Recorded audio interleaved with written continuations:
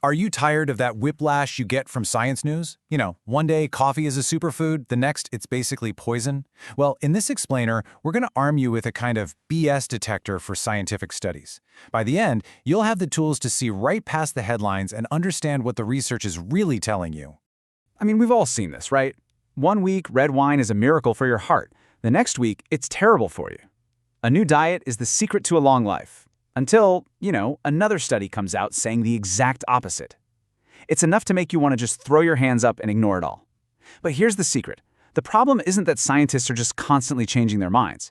The problem is that not all studies are created equal. Think about it like you're building a house. You wouldn't trust a house that's built on a shaky foundation, would you? Of course not. Well, a scientific study is exactly the same. That flashy headline, that's just the new coat of paint. The real strength of the study, the part that tells you whether you can actually trust the results, is hidden in its blueprint, the study design. So what does a solid study blueprint even look like? It's not just about, asking a bunch of people a question. A good study is a meticulously planned mission, and it has these really critical phases. If you get one step wrong, or even do them in the wrong order, the whole thing can just completely fall apart. Okay, so it pretty much breaks down into 4 key phases. First, you've got the big idea. What's your question? What are you even trying to figure out? Then comes the game plan. How are you going to answer it, both ethically and practically? Next up is the field work. This is when you actually go out and collect the data. And finally, the final report. You analyze everything you found and share the results. Every single step builds on the last one, so you just can't cut corners. And, before any study that involves people can even think about starting, it has to pass this one crucial test. The Institutional Review Board, or IRB. This is the ethics committee. Their job is to make sure the study isn't just scientifically sound, but that it also protects the rights and the well-being of every single participant. It's an absolutely critical safeguard against bad science and, frankly, exploitation. All right, so once the blueprint is approved, researchers come to this huge fork in the road. Are they going to be active participants, actually intervene to see what happens?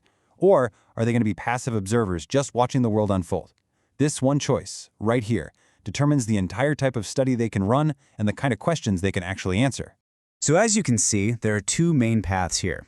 On one side, you've got experiments. This is where researchers actively change something to see the effect. The classic example is a clinical trial for a new drug. But then on the other side, you have observational studies. Here, researchers just watch what's happening without getting involved at all. Both of these are super valuable, but they give us totally different kinds of information. But here's the thing. Even with a perfect blueprint and the right type of study, things can still go sideways. There are all these hidden traps, these biases, that can sneak into a study and just twist the results. So let's take a look at a few of the most common culprits. Okay, first up is what's called survey bias. Basically, this is when the results of a survey are skewed, not because people are lying, but because there's a flaw in the way it was all conducted. Think about it. If you only survey people who still have landlines, you're going to get a very, very different picture of the world than if you include people with cell phones, right? It's a flaw in the system. This quote paints the perfect picture of something called non-response bias. Just imagine this scene. A subway station is flooded. Everyone is angry, soaking wet, and they just want to get home. Now, who is going to stop to take a survey from the transit authority? It's probably going to be the really patient, maybe overly positive people. So what happens? The transit authority looks at the results and thinks, wow, everyone loves the subway because all the angriest, most affected people just walked right past. The people who don't answer tell a story too. Oh, and here is a classic. A company sends out a survey about their new app, but the questions are totally loaded. They assume you already use it and love it. There's no option to say, actually, I never use it because it's terrible and it crashes all the time. This is a leading question. By framing it this way, they've guaranteed the results will be overly positive, and they've completely missed out on the most important feedback. All right, next up we have the sneaky lurking variable. This is a hidden factor that creates a totally misleading connection between 2 other things. It's the classic correlation does not equal causation problem. And honestly, it's one of the most common ways that studies get misinterpreted. This is such a fantastic example. An old study found that people who got into motorcycle accidents often had tattoos. So, did the tattoos somehow cause the accidents? No, of course not. The lurking variable, the hidden cause, was a risk-taking personality.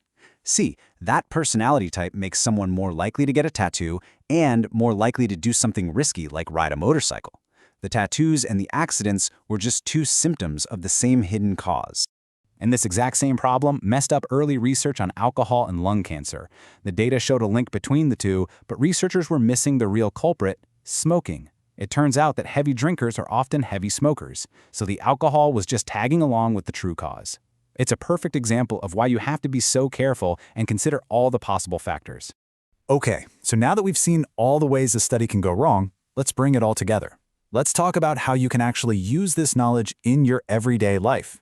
Because this isn't just about passing a stats quiz, it's about having a real practical toolkit for making sense of the world around you. This is your new superpower. The next time you see some shocking headline, you can step back and ask, wait, what kind of study was this? When you see a marketing claim, you can wonder, who did they survey? And who didn't they? And you'll just have a much deeper appreciation for the fact that science is a slow, kind of messy process. It's not about finding one single perfect answer. So I'll leave you with this thought. The single most powerful question you can ask isn't what did they find? It's how do they know that?